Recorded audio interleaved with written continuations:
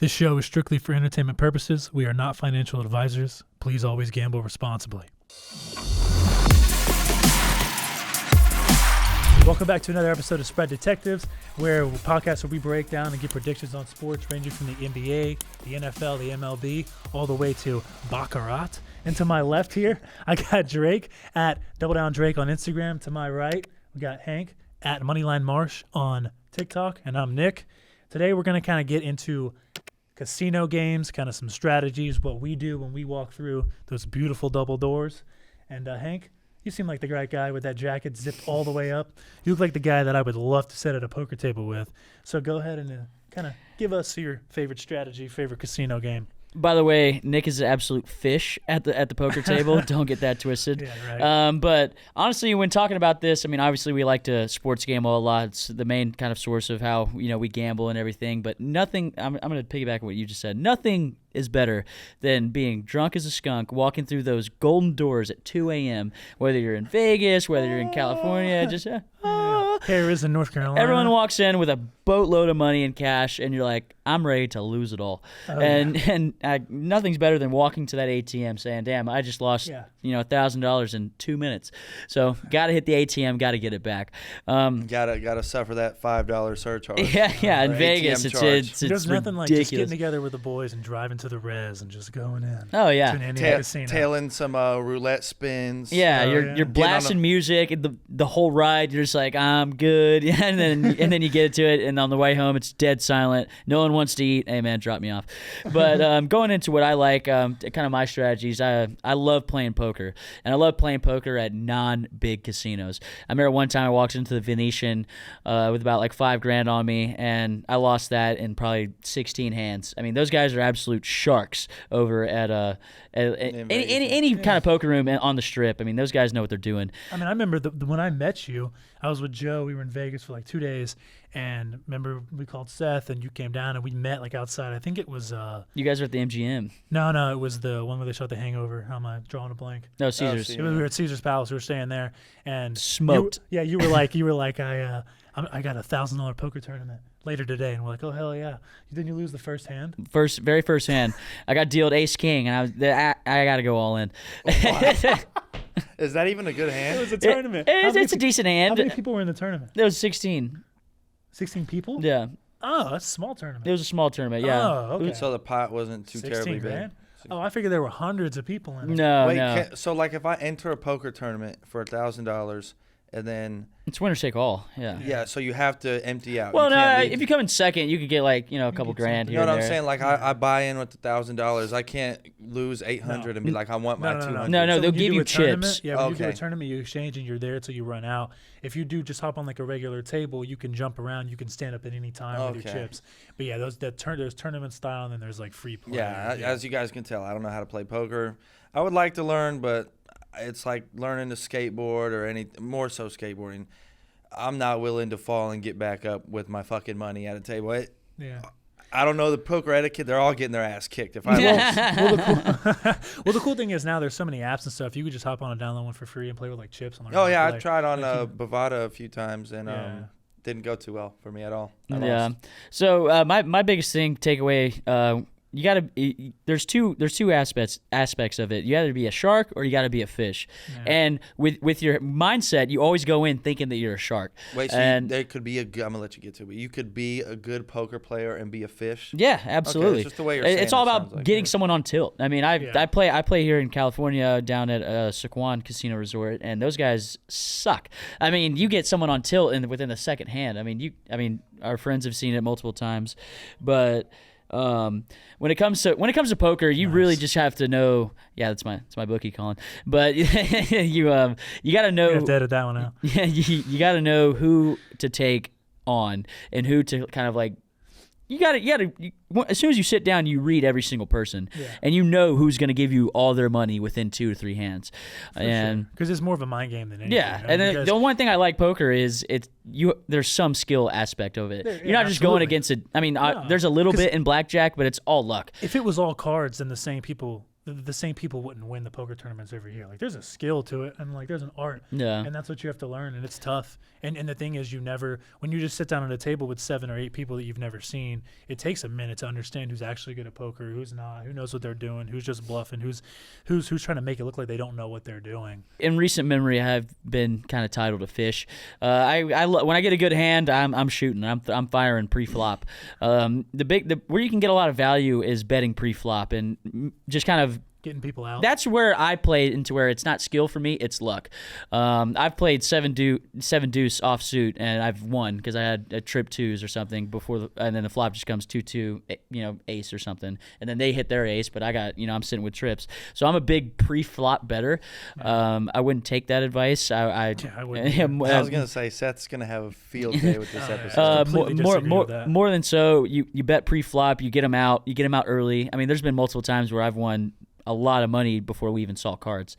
3-bet, 4-bet. But my main game, I hate to say it, is roulette. It's a coin flip. I play the outsides. I put big money on red, black, 2nd and 12, 1st and 12, 3rd and 12. I love 2nd and 12 personally. There's been times where I've lost a disgusting amount on roulette in a matter of 10 minutes at the high limit room at the Cosmo. But it's the ultimate right there, right now. When it comes to blackjack, I still feel like, you could play against the strategy. You could play for the strategy, kind of by the book. Yeah. But, there's ways where you can lose. And I think Drake can attest to this a little bit when it comes to his blackjack strategy. But it's all luck. And then if I'm going to be betting, no one likes how I play blackjack. No one. If I'm going to be betting luck, then I'm going to be going big on the outsides. And the best way to do it is spin a ball, wait 30 seconds, your heart's racing, either down 10 grand or you're up and you can go to the craps table. We'll do a different episode of how I play craps because I'll have to go really into depth into craps. That's kind of my game. That's where I've had the most success. Statistically, craps is your best odds against the house when you are playing against the house.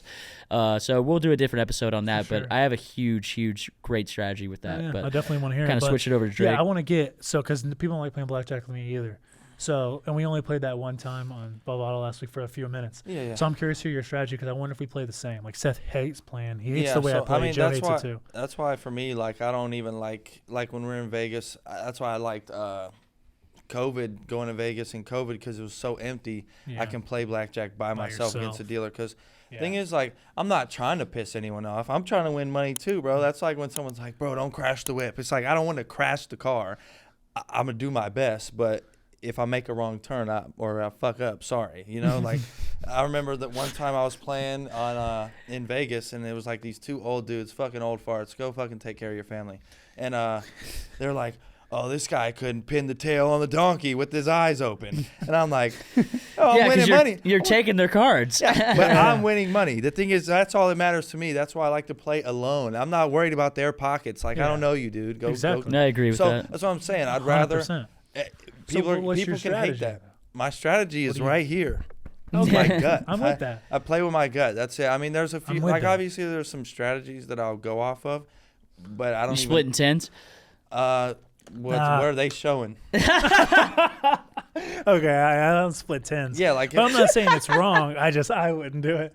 But so here's my thing about the strategy, right? What if they got a fucking ace right there, or they got a face right there? I'd rather not. I'm splitting tens. If they're sitting with a 4, or if they're showing a 10 right there, why would I split? I don't think I've ever split tens in my entire. I've never done it, but I don't. That's what I'm saying. I've seen it work for people though. Yeah, I've never done it, but I've seen it work. But the thing is, you see me do it a lot. I'll stay on 12s if the dealer's showing a 10. 100%. Not 10. No, I'm like 2. Yeah. Why would I stay on? I've seen you do 10. It. Okay, I've done that because I want to stay. That's more degeneracy at work. That's like obviously you want to try to better your chances at winning, but that's me saying. That's the gut thing. It's like obviously I should hit, but something's telling me not to. So I'm gonna play this 12 on this 10. Yeah. And he won. It doesn't all. Yeah. So my thing with the strategy is I feel like, and I've done no research on this, so this could be just talking completely out of my ass. But with the strategy, I feel like unless everyone at the table is using the strategy, you got to throw that shit out the window because it's a numbers game. So if I'm playing the strategy, but this guy's messing it up, then I'm screwed too. So that's why I do like a poor man's version of counting the cards, and I look at the table. So like if I'm sitting on 14 and the dealer's showing a 7, but there's no face cards, I'm not hitting. Yeah, because I'm feeling I'm gonna bust.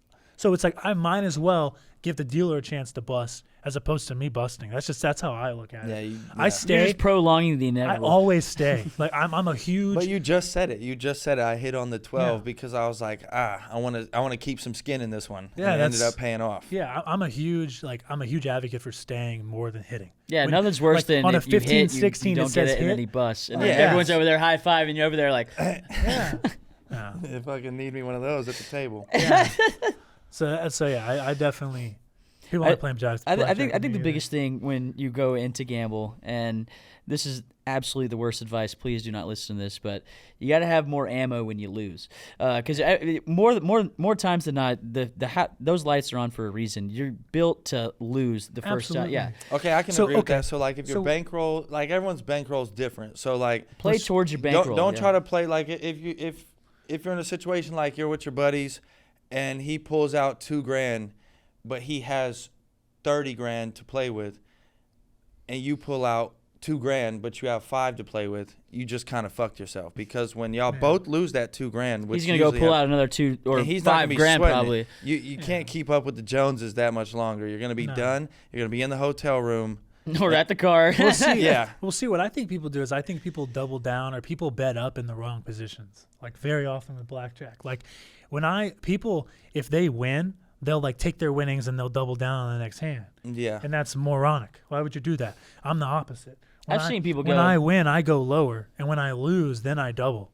Because then if I lose, I get back, or if I win, I get back what I just lost. And if I lose that, I double with a little bit more. And then, so that's why you have to do it with a bankroll. If you're going with $2,000, you can't play $100 a hand. You're not going to have enough. You've got to do it on the $25, $50 tables. Yeah. So unless you go in with $5, $6, $7, $8,000. He doesn't agree with that at all. Absolutely not. I'm just waiting to tune in here. I'm siding more so with what you're saying. I think it's the safer way to play it. My ADHD is running. Yeah. That's what I'm saying. Like if you want to play for a half an hour, you got to play like that. But yeah, if you want to roll in, because like that's what I did. I sat down at the high rollers table with $1,000, $200 hands. So I'm cooked if I don't win. Yeah. I ran it up to like $3,000 in 7 minutes at like 6 a.m. when COVID was happening. And I'm sitting there and I'm like, hell yeah, like it just came up big. And then I doubled down 500. It was gone in 45 seconds, just all gone. Yeah, I've been there. And so what I should have done obviously was get up, but we know that's never happening. So like prolonging it, you got to double down when you lose, not when you win. And I know you're going to say you win a hand, you put it all on the next one. So let's hear what. So it all depends on the scenario of where you're going. If you're going to have a good time with the boys, there's two different ways to go. You're going there and you walk in with the mindset is I'm walking out and I'm robbing these guys for everything they got.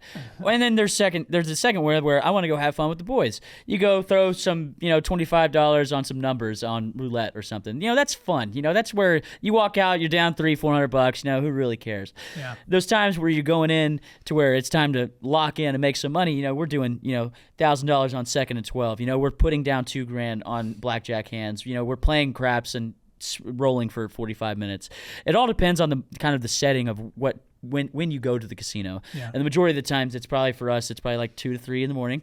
We're already buzzed off. The bars have closed. And much further than buzzed. Yeah, and then the majority of my mindset is when I'm that buzzed is I'm going in and I'm about to take everything they got. So either my casino trips are 5 minutes or 3 hours. There's no in the middle. It's either you're going to be I'm going to be asking for the hotel keys, or I'm going to be over there absolutely murdering people on blackjack.